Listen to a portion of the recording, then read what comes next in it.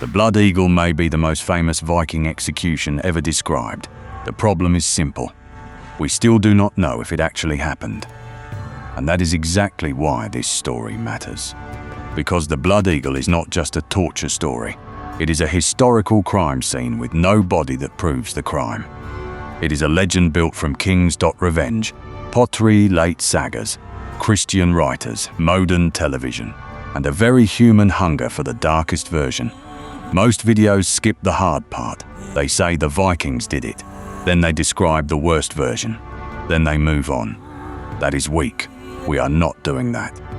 We are going to treat it as an investigation. The Blood Eagle is usually described as a Viking execution where a captured enemy is cut from the back and made into the shape of an eagle.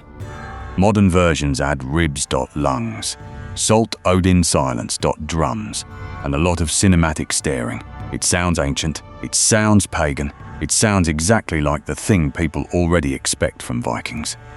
That is why it is dangerous. Because a story can feel true when it fits the stereotype too well.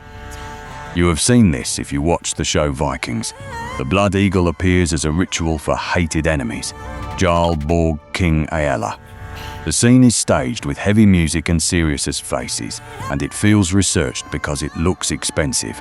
Assassin's Creed Valhalla does the same kind of thing in game form. It drops the player into a world with longhouses as ships, odd names, and then a brutal ritual feels natural inside it. Midsommar even borrows the image for modern folk horror. Pop culture did not invent the Blood Eagle, but it made millions of people feel that the case was already closed. It is not closed. The famous version usually takes us to northern England. The place is York. The year is 867. The man is King Aella of Northumbria. In the legend, Aella kills Ragnar Lothbrok by throwing him into a pit of snakes. Then Ragnar's sons come for revenge. Ivar the Boneless, Bjorn Ironside. Sigurd Snake in the Eye, Ubba. They take York, they capture Aella, then they give him the Blood Eagle. That is the movie version. It is clean, it is personal. It gives the great heathen army one simple motive. You killed our father. Now we are here. Real history is messier. The Anglo-Saxon Chronicle gives a colder ending. It says Aella and Osbert attacked York after the Viking army had taken it. It says there was heavy slaughter. It says both kings were killed there. It does not pause for a ritual execution. It does not say Aella was captured and tortured. It says he died in the fighting. That matters. It does not prove the saga is false. Chronicles leave things out. Medieval writers make mistakes. But the English source closest to the political disaster gives us battle death. The famous revenge execution comes from later storytelling traditions. So from the start, the ground under the Blood Eagle is not stone, it is ice. Before we go deeper, we need to name the source problem in plain English. The Blood Eagle does not come to us from a Viking police file. It comes through poetry, sagas, and later medieval writing. Some references are short, some are more detailed, some are in Old Norse, some are in Latin. Some seem to know older poetic material and then explain it in prose. That matters because the more a story gets explained, the more room there is for a writer to make the image bigger. One old poetic reference connected to Aella is very brief. It basically says an eagle was cut on his back. That is not a full execution manual. It is a hard little sentence loaded with poetry and violence. Later stories give the scene more steps. Saxo Grammaticus writes in Latin and gives a harsher version. The tale of Ragnar's sons links the death to family revenge. Orkney Inga Saga gives the Torf Einar and Halfdan story with a stronger ritual shape. Heimskringla carries related royal material. All of this is important. But none of it is a clean 9th century eyewitness report, written at York while the body was still warm. That is why the Blood Eagle is a source problem before it is a Viking problem. And source problems are where bad history usually begins. A weak narrator sees several medieval texts and says many sources prove it. A better narrator asks if those sources are independent. Did one writer copy another? Did they share an older poem? Did a short phrase become a long explanation? Did political memory shape the scene? Did Christian manuscript culture make pagan violence darker? Did later readers prefer the version that scared them most? Those questions do not make the story boring. They make it sharper. Because if the blood eagle is real, it survived in a very strange way. Not through bones, not through lore, not through a clear contemporary report. It survived through memorable writing. And memorable writing is powerful, but is not the same thing as proof. There is another famous case far north of York. We move to Orkney Islands off the northern coast of Scotland. Norse earls Essa power, fire and revenge. In the Orkneyinga saga and related traditions, Torf Einar defeats Halfdan Longleg. Halfdan is tied to the royal family of Harold Fairhair. The saga says Torf Einar has the blood eagle performed on him and offers him to Odin. Now we have a pattern. The victims are not random people. They are elite enemies, a king in Northumbria, a royal son in Orkney, men whose deaths would carry political meaning. That makes the story culturally interesting. If the blood eagle happened at all, it would probably not be an everyday punishment. It would be an extreme act for an extreme feud, a public revenge against a high-status enemy. But the same pattern also makes us suspicious. Famous men attract famous deaths. Ordinary death is often not enough for legend. Legend wants a scene. It wants the death to explain the life. It wants the audience to remember the insult and the punishment in the same breath. That is why Aella is perfect for the blood eagle.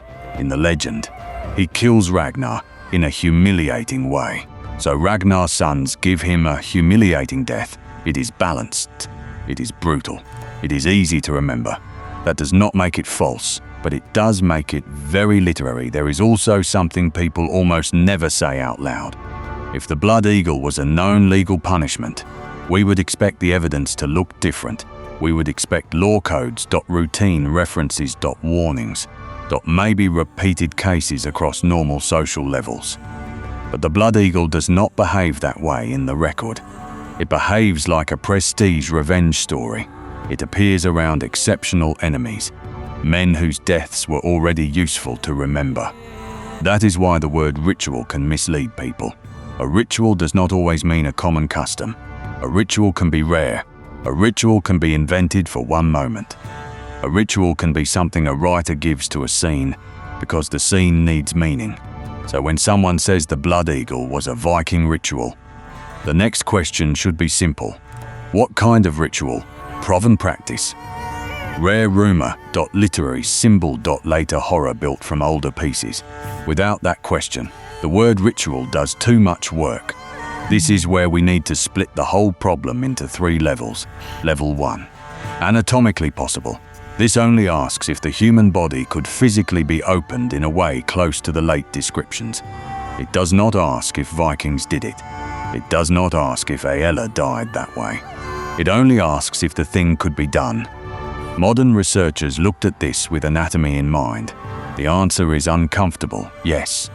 A version of the procedure could be done with tools available in the Viking Age. It would be difficult. It would require strength. It would require knowledge of where to cut. It would not be a clean movie ritual. But the body does not make it impossible. Now here is the detail that ruins the famous scene. The victim would almost certainly die very quickly. Blood loss, shock. And the collapse of breathing would end the life fast. The popular image where the victim stays alive for the whole ritual is probably the least believable part. If something close to the full blood eagle happened, much of it would likely happen to a dead or dying body. So level 1 says possible, not proven, or 2, culturally plausible. This asks if the Viking Age warrior elite had a world where extreme revenge, body display, ritualized violence, and honor theater could make sense. The answer is yes, not because every Viking was a cartoon savage. That is garbage. Viking Age Scandinavia was not one giant torture camp. It had farmers, raiders, stooch builders, poets, lawmakers, enslaved people, queens, settlers, and warriors. A silver trader in Dublin is also Viking history. A farmer in Iceland fighting over land is also Viking history. But at the elite warrior edge of that world, the reputation mattered. Vengeance mattered. Family honor mattered. Public violence could carry a message. Bodies could be displayed. Strange burials and staged deaths existed in the broader world of early medieval violence. So if a rare revenge ritual happened in a high-status feud, it would not be completely alien. So level 2 says plausible, not common, not proven. Level 3, historically proven. This is where the door almost closes. To prove the Blood Eagle as a real Viking Age execution, we would need stronger evidence. A contemporary account that is not just later prose expanding older poetry. Or an archaeological body with clear marks that match the described ritual. A skeleton from the right period, with the right cuts .n the right pattern, .n the right context. Not just a violent death, not just a strange burial, not just one damaged rib.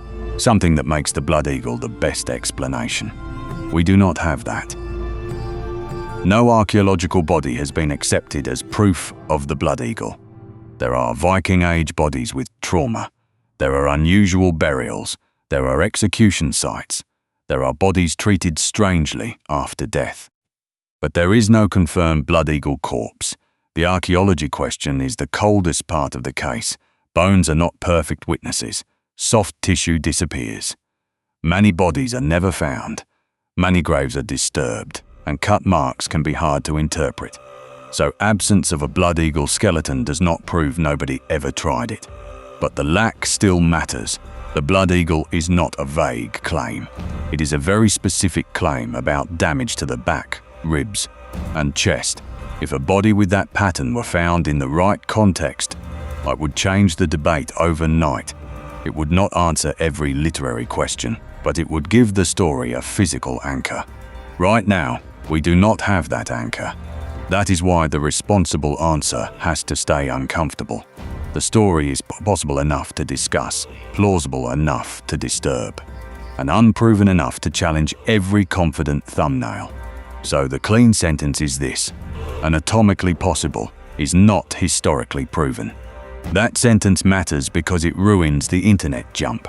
A channel finds one study saying the procedure could be done. Then it claims the Vikings definitely did it. That is not research. That is a magic trick. Possible does not mean proven. A thing can be physically possible and still be a literary invention. A medieval writer can describe something the body allows and still be writing drama, pottery, propaganda, or revenge legend. This is where Roberta Frank becomes important. In the 1980s, she argued that the Blood Eagle may have grown from misunderstood skaldic poetry. Skaldic poetry was dense. It used compressed images and battle language, eagles, ravens, and wolves were common in war poetry because dead bodies fed scavengers after battle. To say a warrior fed the eagle could mean he killed enemies. It did not have to mean he carved a literal eagle into someone's back. This is the key. A trained medieval listener might hear a poetic image about battlefield death. A later writer might try to explain that image literally, and once that happens, the image starts growing. First an eagle is marked, then ribs are cut, then lungs are pulled out, then salt appears. Then the act becomes a ritual. Then modern entertainment gets it, and the darkest version becomes the only version people remember. That is how a metaphor can become a monster. But we need to be careful here too. Some people hear saga and instantly think fake. That is also lazy. Sagas are not Marvel scripts. They can preserve real names, real routes, real feuds, real political memory. But they also shape events for meaning. They make revenge feel deserved. They turn deaths into lessons. They were written down long after many events they describe, often in Christian Iceland, often in a world with its own politics and literary habits. That Christian setting matters, but use it carefully, yes. Christian writers had reasons to make pagan raiders look terrifying. Monasteries had been attacked. The churches had been robbed. Captives had been taken. A writer inside that world did not see Vikings as cool anti-heroes with braids and theme music. He saw enemies of order, enemies of God, enemies arriving by ship and leaving broken communities behind. So it is easy to imagine Christian writers darkening Viking violence. But that cannot be the whole answer. Later Norse writers also preserved the old warrior world with fascination. Sometimes they condemned pagan violence, sometimes they admired courage got reputation, and revenge. Sometimes the same story does both at once. That is why the Blood Eagle is so useful to a Christian reader. It can show pagan cruelty, to a saga audience can show revenge with terrible honor. To a modern viewer, TT can show the Viking brand at full volume. One story, 3 uses. That is how it keeps moving. So the Blood Eagle sits between 2 bad answers. Bad answer 1. The Vikings definitely did this because a saga says it. Bad answer 2. The Vikings definitely never did this because it sounds too horrible. Both are too easy. The better answer is colder. The Blood Eagle appears in medieval sources. Those sources are late literary and tied to revenge. The descriptions change over time. The procedure is anatomically possible. The cultural setting is not impossible. But we do not have proof that Aella or Halfdan Longleg or any other Viking Age victim was truly killed this way. Now let us look at the Aella route, because it is useful for the video map. In 866, the great heathen army takes York. This is not a quick raid on a beach. This is a large Scandinavian force moving into Anglo-Saxon England and staying. Northumbria is divided. Aella and Osbert are enemies or rivals inside a weakened kingdom. In 867, they join forces and attack York. Fighting breaks out inside and outside the town. The slaughter is heavy. Both kings die. Survivors make peace with the army. That is the historical route. Viking army into Northumbria. York captured. Kings counterattack. Attack fails. Northumbria breaks. Now compare the saga route. Aella kills Ragnar. Ragnar's sons gather across the sea. They sail to England. They take York. They capture Aella. They perform the Blood Eagle. That route is emotionally clean. Maybe too clean.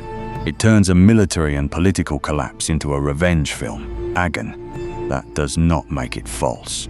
But when a later story makes politics simpler and revenge sharper, your alarm should go off. The Orkney story works the same way. Torf Einar wants revenge. Halfdan Longleg is the enemy with royal weight. Orkney is the stage. The death becomes more than a killing. It becomes a statement. The saga turns violence into a public answer to dishonor. This is why the Blood Eagle survives, even if it never happened exactly that way. It is a perfect story machine. It gives revenge a shape. It turns a defeated enemy into a warning. It turns a political killing into sacred theatre. It makes Vikings look exactly the way enemies feared them, and exactly the way modern audiences expect them.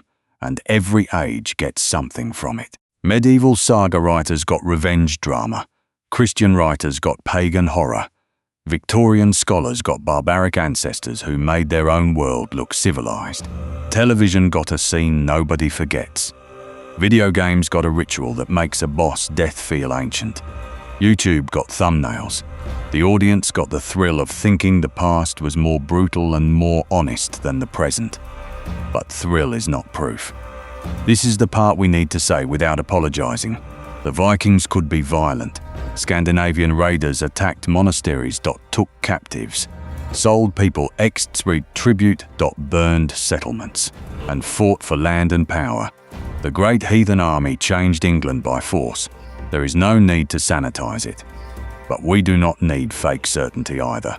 The real Viking Age is already harsh enough. The slave trade is disturbing. The silver economy is disturbing. The winter camps in England are disturbing. The pressure on coastal monasteries is disturbing. The collapse around York is disturbing. The fact that surviving Northumbrians made peace with the army after both kings died is disturbing some. The Blood Eagle adds another possibility. That elite revenge could become theatrical at the edge of death. But possibility is where the honest historian stops. So what probably happened? There are 3 serious options. On 1, the Blood Eagle was a real but rare revenge ritual. It happened in exceptional elite cases. Later writers expanded the details. The core memory was real. Possible Ossen too. The Blood Eagle began as poetic battlefield language. Eagles and backs and blood meant defeat and death. Later writers misunderstood or deliberately literalized the image. Each retelling made it more physical, also possible. Option 3. The truth is mixed. Real corpse mutilation, real battlefield display, real revenge culture, and real poetic language merged over time into one extreme ritual story. That may be the most realistic middle ground, because history rarely stays in neat boxes. A real battle becomes a poem. A poem becomes saga prose. Saga prose becomes medieval horror. Medieval horror becomes Victorian history. Victorian history becomes television. Television becomes what millions think the Viking Age was. That is the chain. And that is why this case matters. The Blood Eagle was probably not a normal Viking execution. It is not proven as a historical practice. It appears in medieval literary sources tied to revenge and elite enemies. Some scholars argue it may come from misunderstood poetry. Modern anatomical research says a version could be physically performed. But that does not prove it happened. And without an archaeological body or stronger contemporary testimony, we cannot sell it as established fact. That answer is more frightening than the simple one, because it shows how a story can become stronger than evidence. It shows how one image can hijack the reputation of an entire age. It shows how later writers can add detail until a poetic phrase becomes a torture method. And it shows how modern audiences still reward the darkest version because uncertainty feels less satisfying. The Blood Eagle may not tell us exactly how Vikings executed enemies. It may tell us what medieval writers wanted readers to fear. It may tell us what revenge was supposed to feel like when honor mattered more than mercy. It may tell us how a king can die twice, once in battle at York, then again in saga memory, death serving a different purpose. Maybe somewhere in the Viking Age, after a battle.n, a place where status and revenge mattered more than mercy, someone did attempt something close to the Blood Eagle. Maybe the story preserves a real act so extreme that people kept repeating it because they could barely believe it. Or maybe no one ever performed it at all. Maybe the Blood Eagle was born when poetry was read too literally and fear did the rest. Either way, the result is the same. The legend survived, the proof did not. And that is why the Blood Eagle is still dangerous. Not because we know it happened, but because people keep wanting it to be true.